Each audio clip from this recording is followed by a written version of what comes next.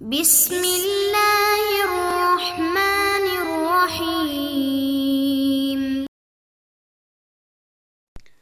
اعوذ باللہ من الشیطان الرجیم، بسم اللہ الرحمن الرحیم۔ احل اللہ البیع وحرم الربا، صدق اللہ مولانا العظیم۔ عزیز طلبہ کرام، آج مختصر القدوری کا سبق نمبر 82 ہے، اور آج کے سبق میں چونکہ بنیادی احکامات چل رہے ہیں، ہم اس میں حصہ دوم ہے، اور اس میں ہم آج بے کا رکن، یعنی کس چیز پر یہ خرید و فروخت کا جو ہمارا عقد ہوتا ہے، سودا ہوتا ہے، وہ کھڑا ہے اور کب وہ وجود میں آئے گا۔ یا جس طریقے سے ہمارا جسم ہے، تو ہمارے جسم کے اندر بنیادی طور پر وہ روح اور ہمارے جسم کی باڈی کے جو اعضاء ہیں، یہ اس کے ارکان ہیں، ان سے مل کر ہمارا یہ جسم ہے۔ یا اگر بلڈنگ بنتی ہے تو اس میں اس کی دیواریں، اس کی نیچے بنیادیں اور اس کی چھت، یہ سب مل کر، اور اس کے خاص طور پہ ستون مل کر اس کو ایک بلڈنگ کی شکل دیتے ہیں۔ تو ہر چیز کے اپنے ارکان ہوتے ہیں جس سے وہ چیز مل کر بنتی ہے، تو اس کو کہتے ہیں رکن۔ تو یہ جو ہم سودا کر رہے ہوتے ہیں، تو سودے کے بھی کچھ رکن ہوں گے، وہ ہم آج ذرا ان کو ڈیفائن کریں گے، اور حکم بیان کر دیں گے آج ہم کہ اس بے کا حکم کیا ہے۔ اور اگر یہ بے کوئی آدمی خرید و فروخت کرتا ہے، مثلا کسی سے اگر کوئی چیز خرید لی اور اس بندے نے اس پر بیچ دی، تو پھر حکم اس پر کیا مرتب ہوگا، اور پھر شرائط کیا ہوں گی۔ تو شرائط کا کچھ مائنڈ میپ کے ذریعے سے جو تذکرہ ہونا چاہیے وہ تو ہم نے کر دیا ہے پچھلے سبق کے اندر، سبق نمبر 81 کے اندر۔ لہٰذا یہاں پہ آج عبارت چونکہ ہم نے پڑھنی ہے، تو اس عبارت کے ماتحت جتنے بھی ہوں گی وہ آج ہم اس کو دیکھیں گے۔ سب سے پہلے مائنڈ میپ کے ذریعے سے خلاصہ باب کر لیتے ہیں، اور اس کے بعد انشاءاللہ آگے چلتے رہیں گے۔ تو یہ ہے جی کتاب البیوع کا شروع کا جو حصہ ہے بنیادی احکامات کا، اس کا یہ مائنڈ میپ اور خلاصہ ہے۔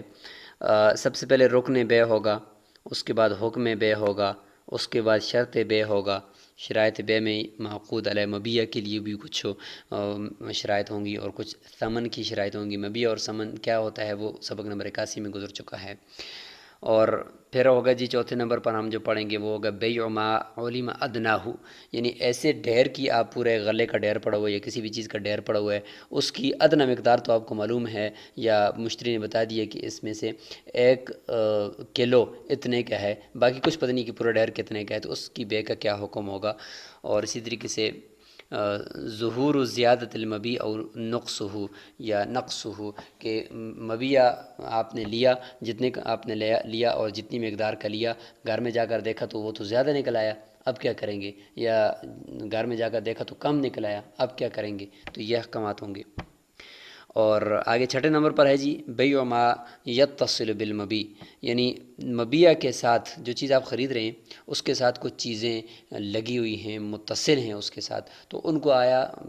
بے کے اندر شامل کیا جائے گا یا نہیں کیا جائے گا؟ اس حوالے سے آج یعنی آگے چل کر ہمارے یہ اسباق اس پہ ہوں گے۔ اور بیع الثمار، پھلوں کی بے آپ کر رہے ہیں یا آپ خرید رہے ہیں، اور قبل بدو الصلاح او بعدہ، یعنی ان کی صلاحیتیں، یعنی پھول کے بعد ان کا کوئی دانہ وغیرہ نکل چکا ہے،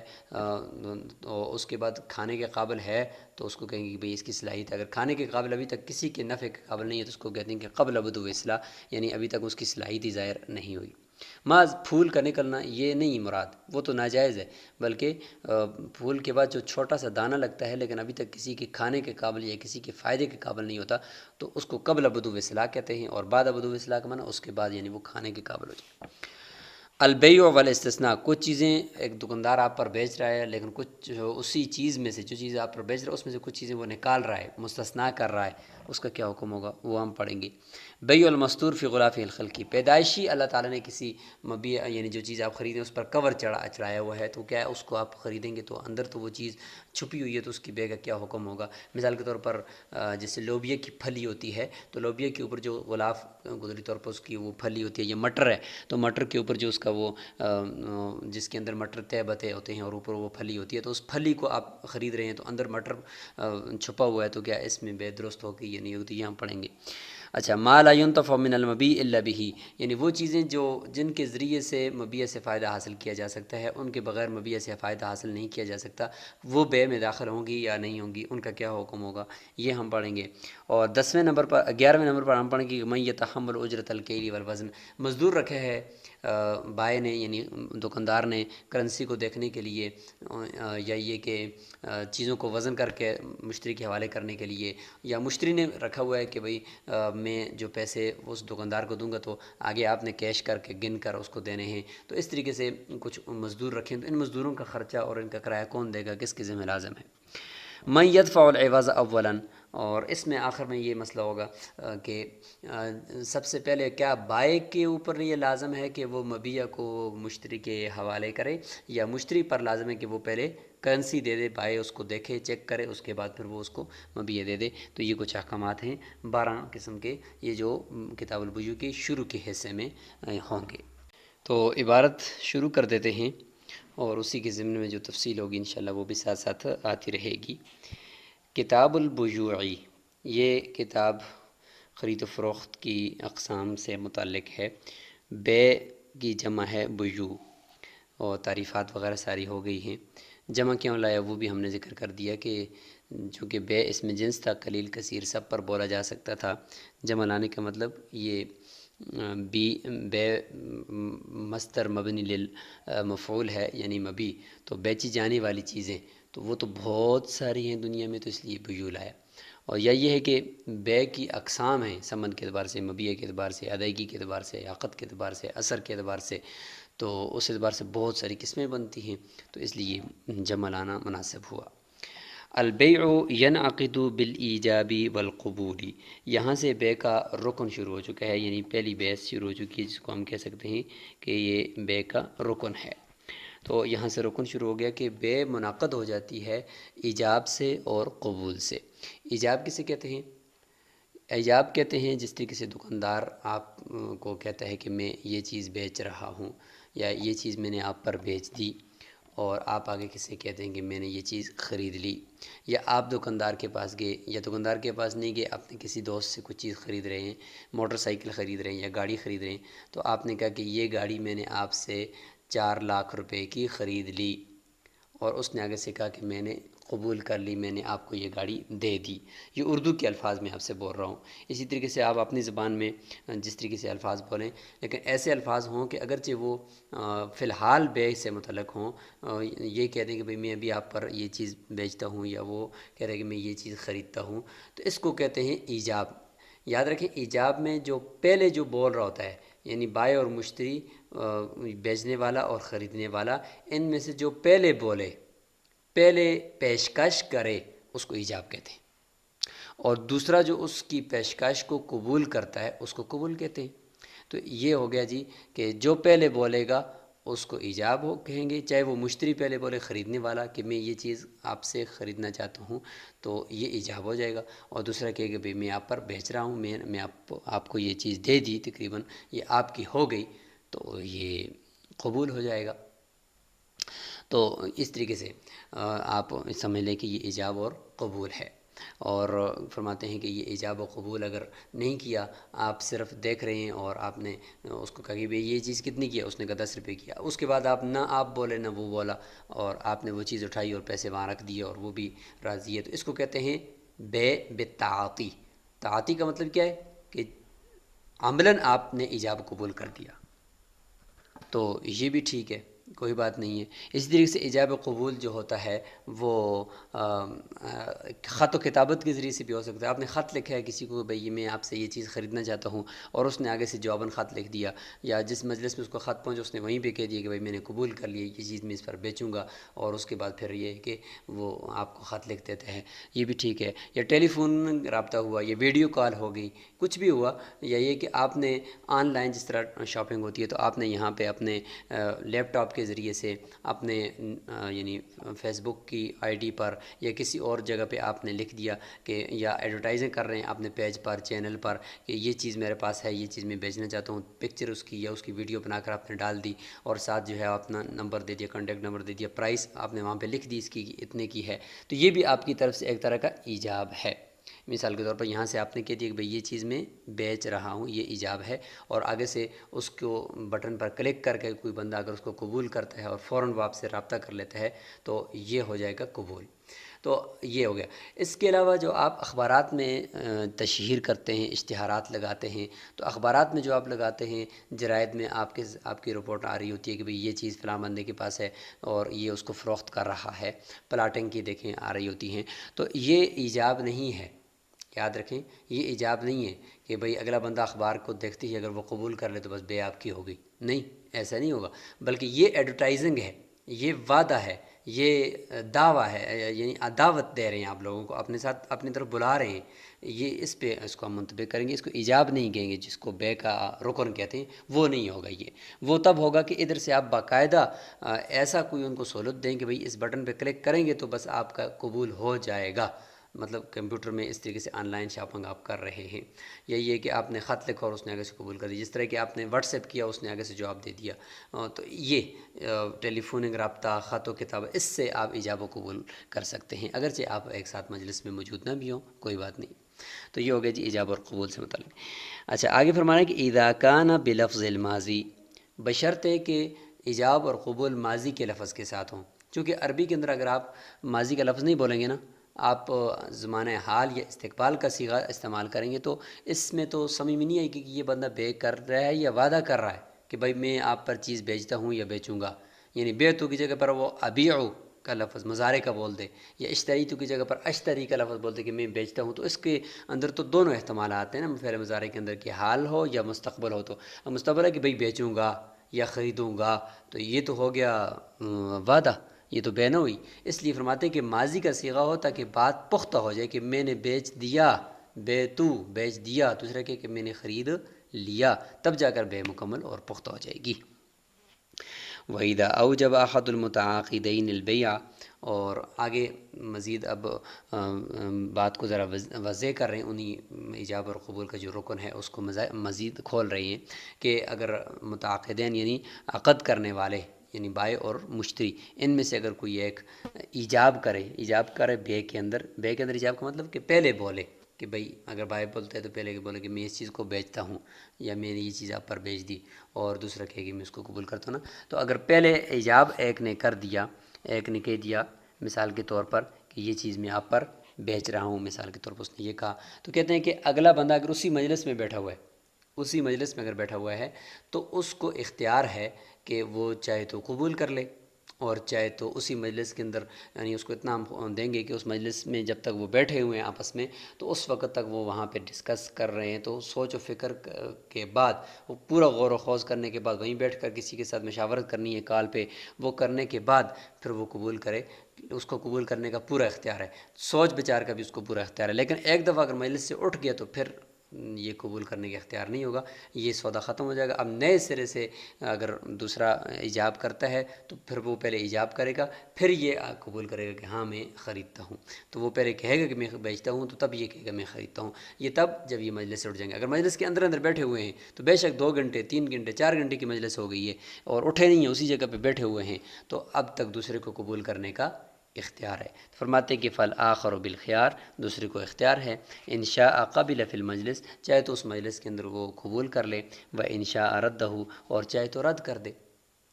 امام شافعی رحمہ اللہ یہاں پہ فرمائیں گے کہ بس جب ایک نے ایجاب کر دیا تو فوراً دوسرے نے قبول کرنا ہے، تو اس میں تو پھر یہ احناف کے مسلک کے مطابق پھر یعنی امام شافعی رحمہ اللہ کے مسلک کے مطابق تو پھر اس کے اوپر جبر ہو جائے گا نا، ایک نے ایجاب کر دیا، وہ بیٹھے ہوئے آرام سے، اور دوسرے نے فوراً قبول کرنا ہے جی، اس کو کوئی اختیار نہیں ہے سوچنے کا، تو پھر تو اس کی رضامندی پتہ نہیں ہے بھی یا نہیں، وہ چیز خریدنا بھی چاہتا ہے اس ریٹ پہ، یہ نہیں خریدنا چاہتا، تو فوراً آپ نے کہا کہ بھئی نہیں قبول کرو، تو حرج ہے، بہت بڑا حرج ہے یہ، اس لیے فرمایا کہ ایسا نہ کیا جائے احناف کے نزدیک۔ فَأَيُّهُمَا قَامَ مِنَ الْمَجْلِسِ، پس دونوں میں سے اگر کوئی ایک بھی مجلس سے کھڑا ہو گیا، ایجاب کرنے والا کھڑا ہو گیا یا قبول کرنے والا، قبل القبولی، قبول کرنے سے پہلے بطل الایجاب، وہ پہلے والا جو ایجاب جس نے کیا تھا کہ میں یہ چیز بیچتا ہوں یا میں یہ چیز خریدتا ہوں، تو دوسرے نے ابھی تک قبول نہیں کیا تھا، تو وہ والا اس کا ایجاب ہی باطل ہو گیا۔ اب اگر وہ کریں گے سودا تو بعد میں نئے سرے سے ایجاب، نئے سرے سے قبول۔ فرمایا کہ فَإِذَا حَصَلَ الْإِيجَابُ وَالْقُبُولُ، پس جب ایجاب بھی ہو گیا، ایک نے کہا کہ میں خریدتا ہوں، دوسرے نے کہا میں بیچتا ہوں، ایک نے کہا میں بیچتا ہوں، دوسرے نے کہا میں خریدتا ہوں، لَزِمَ الْبَيْعُ، بے لازم ہو جائے گی،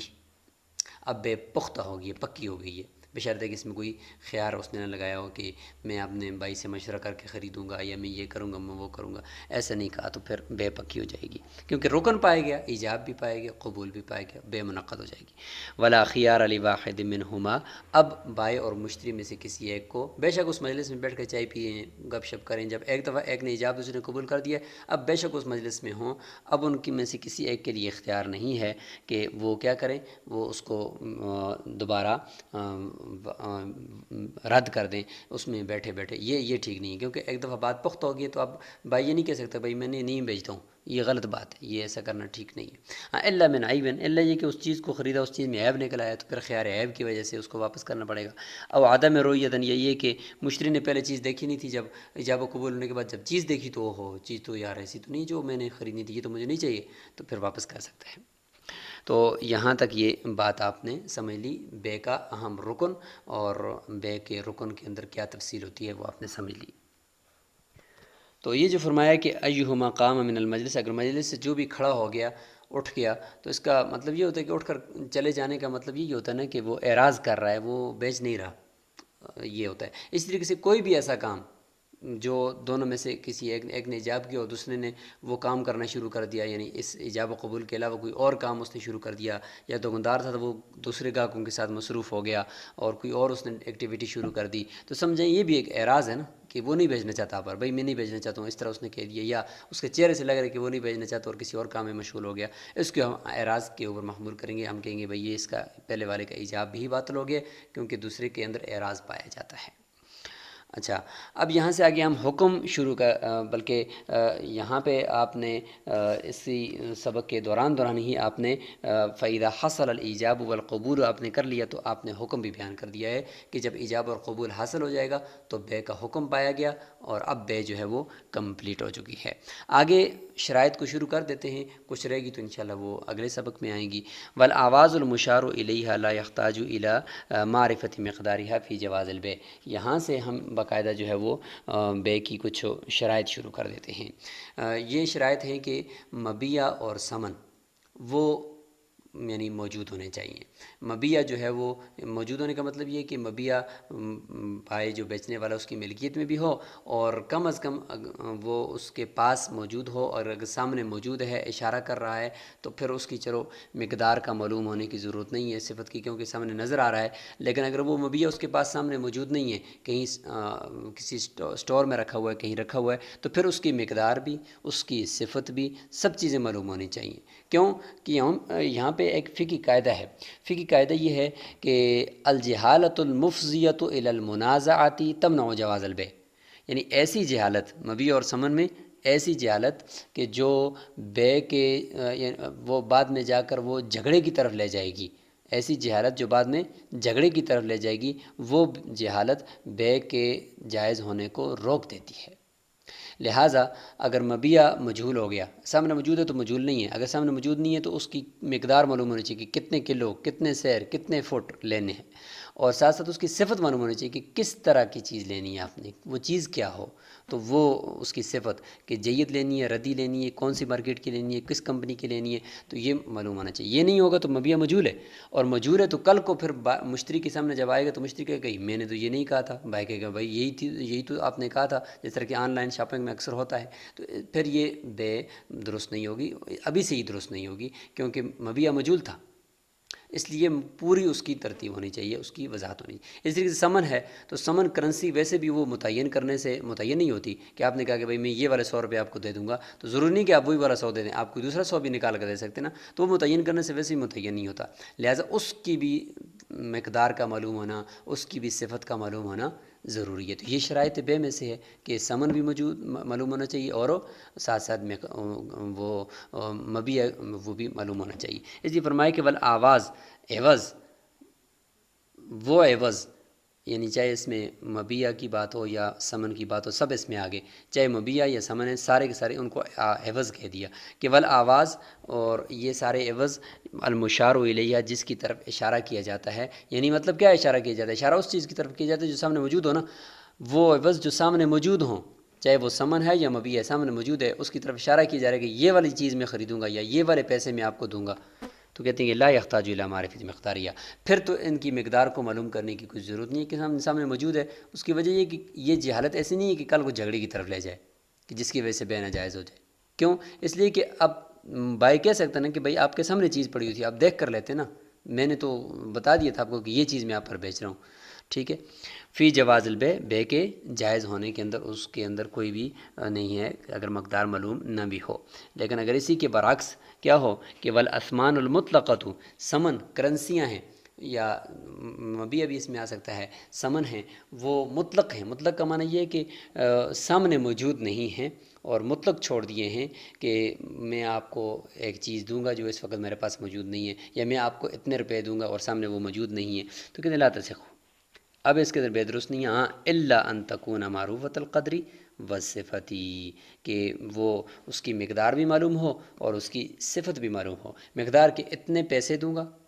10 درہم دوں گا، 100 درہم دوں گا، اور درہم بھی کون سے؟ کویتی دوں گا، بحرین کے دوں گا، کون سے دوں گا؟ کہ ظاہر ہے کہ ہر ایک کی اپنی اپنی مالیت ہوتی ہے نا روپیوں کے اعتبار سے، تو اس اعتبار سے پھر وہ متعین کرے گا۔ جب تک متعین مقدار نہیں کرے گا، جب تک متعین اس کی صفت نہیں کرے گا، اس وقت تک بے درست نہیں ہے۔ تو یہ بے کی ایک اہم شرط آج ہم نے پڑھ لی ہے۔ انشاءاللہ آگے بھی کچھ شرائط آئیں گی اسی اعتبار سے، سمن کے اعتبار سے، مبیع کے اعتبار سے، وہ ہم انشاءاللہ پڑھتے رہیں گے۔ تو آج ہم نے بے کے رکن کو ڈیفائن کیا ہے کہ بے کا رکن کیا ہے، ایجاب اور قبول، یہ آپ نے اچھی طریقے سے، پھر ایجاب و قبول کی جدید جتنی شکلیں ہیں ان کی طرف ہم نے اشارہ کر دیا ہے۔ السلام علیکم ورحمۃ اللہ وبرکاتہ۔